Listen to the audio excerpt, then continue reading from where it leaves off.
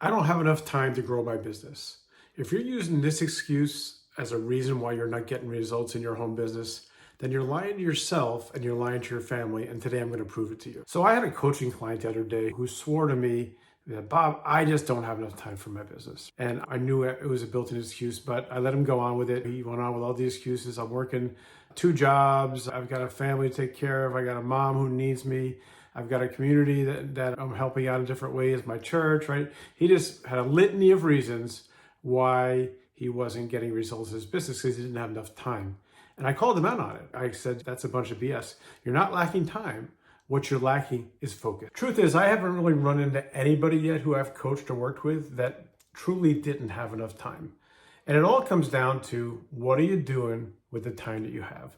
So today, what I want to do is give you 3 tips on getting more results in your business through having more focus. Now, you probably think I'm going to go through the old one of focus on your money-making activities, right? And while that's not wrong, it's just people have heard it so much that it goes in one ear and out the other. So I want to give you a different way to think about it today. So check this out.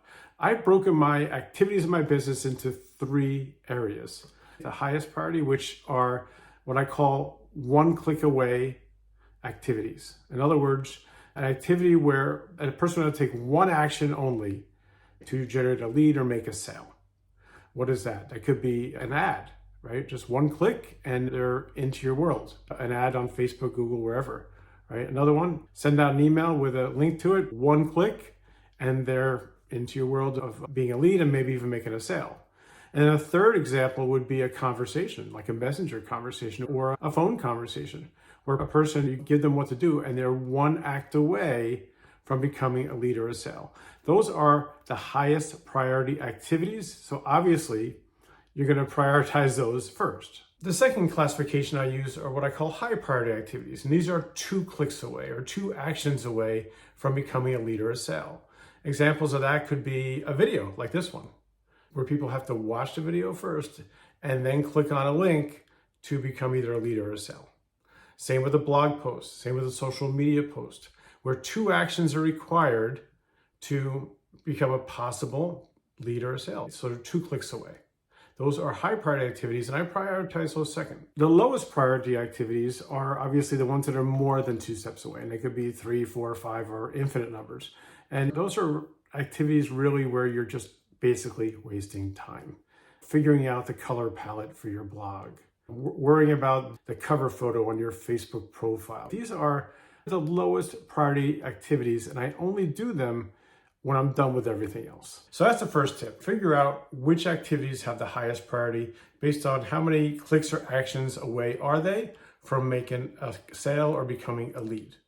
Tip number 2 is, once you figure this out, now put yourself on a schedule where you're doing these highest priority activities, these one-click activities. Put yourself on a schedule where you're doing them first. The last thing that you want to do is sit down at your computer with no plan. Especially if you're part-time and you don't have a lot of time, that's like the death knell, right? If you don't have a plan, you're done. So every night before I go to bed, I write out a plan, and it's on a little sticky note. It's nothing fancy, but what is my top activities that I can do tomorrow that are one-step activities, the highest priority, and I put those first on my list. And if that's all I do during the day, if that's all I have time for, I won the day. Okay, that's how it works. Right? So I had another client I said, what is your plan for working every day? Because he's not getting anything done. And I said, what is your plan? And I sit down and I get to work. I said, on what? He goes, it depends. And the truth was, he didn't really know. He had no plan. And he was just sitting down at his computer and he was thinking, okay, what am I going to do today? And if that's the conversation you're having with yourself, just like I said before, you're done. You're just done.